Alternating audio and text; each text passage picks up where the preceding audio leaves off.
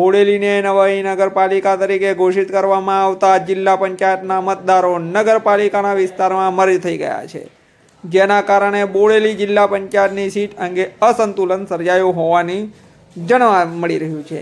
બોડેલી જિલ્લા પંચાયત સીટ જબુગામ ખાતે સીટ કરવામાં આવે તેવી માંગ સાથે જબુગામના આગેવાનો, સરપંચો, વેપારીઓ દ્વારા છોટાઉદેપુર જિલ્લા કલેક્ટરને આવેદનપત્ર આપવામાં આવ્યું હતું.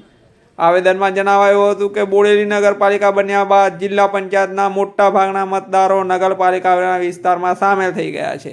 આવી સ્થિતિમાં બોડેલી જિલ્લા પંચાયત સીટ યથાવત રાખવી યોગ્ય નથી. તેથી વસ્તી અને વહીવટી સુવિધાઓની દ્રષ્ટિએ જબુગામ ખાતે જિલ્લા પંચાયતને શિફ્ટ કરવી જરૂરી છે. રજૂઆત દરમિયાન ઉલ્લેખ કરવામાં આવ્યો હતો કે જબુગામ વિસ્તાર શિક્ષણ અને આરોગ્યની દ્રષ્ટિએ સુસજ્જ છે.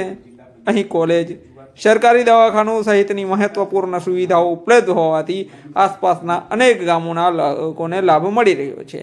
આ રજૂઆતમાં જબુગામના આગેવાનો સાથે જિલ્લા પંચાયત શિક્ષણ સમિતિના ચેરમેન સંજય બારિયા પણ ઉપસ્થિત રહ્યા હતા અને તેમણે જણાવ્યું હતું કે બોડેલી નગરપાલિકા બન્યા બાદ બદલાયેલી પરિસ્થિતિને ધ્યાનમાં રાખીને જિલ્લા પંચાયત સીટનું પુનઃ વિચાર જરૂરી છે.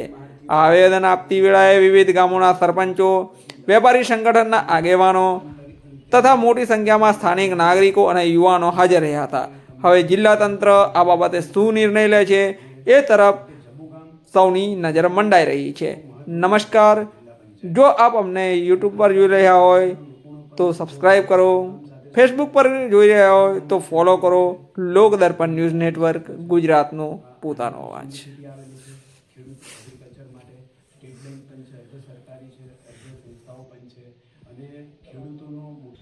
આજે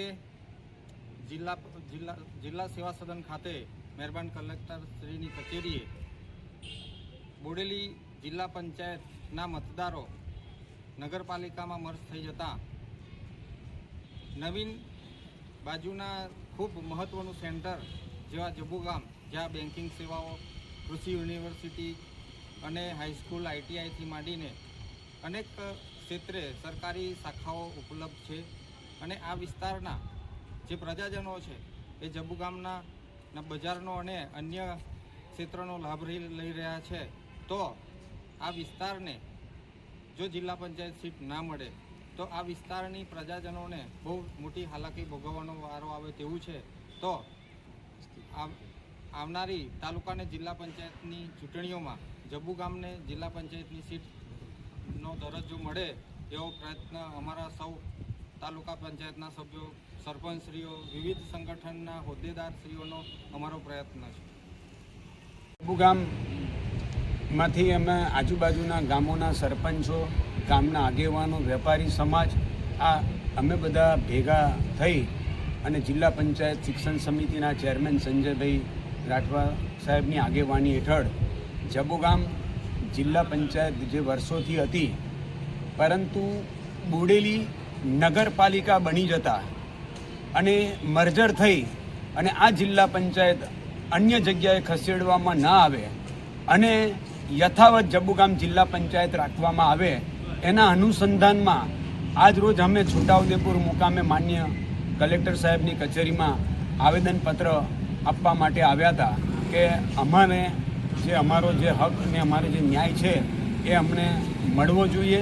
કારણ કે જબુગામ એ એક મહત્ત્વનું સેન્ટર છે. તાલુકા મથકનું, પહેલાં બી તાલુકા મથકનું બીજા નંબરનું સેન્ટર ગણાતું હતું, પણ આજે બી જબુગામની અંદર તાલીમ ઔદ્યોગિક સંસ્થા હોય, સરકારી બેંક હોય, હાઈસ્કૂલ હોય, માધ્યમિક હોય, પ્રાથમિક શાળા હોય કે આનંદ કૃષિ યુનિવર્સિટી હોય, આ તમામ કામો માટે આસપાસના 20 થી 25 ગામોના લોકોને જબુગામ સાથેનો વ્યવહાર વર્ષોથી સંકળાયેલો છે અને આજે પણ જબુગામ સાથે બેંકના કે કોઈ પણ કામ કે દવાખાનાના કામ માટે પણ જબુગામ આવતા હોય છે. અને છોટાઉદેપુર અને વડોદરા વચ્ચેનો નેશનલ નંબર 56 હાઈવે આવેલો છે, એ જબુગામ આવેલું છે. તો ત્યાં આગળ બધાને અમને ન્યાય મળે અને જિલ્લા પંચાયત અન્ય જગ્યાએ ખસેડવામાં ના આવે અને જબુગામને યથાવત રાખવામાં આવે ને કોઈ પણ ફેરફાર ના આવે ને જબુગામનું અસ્તિત્વ ટકી રહે, એવી અમારી લાગણી અને માગણી માટે અહીંયા આગળ અમે આવેદનપત્ર આપવા માટે આવ્યા હતા.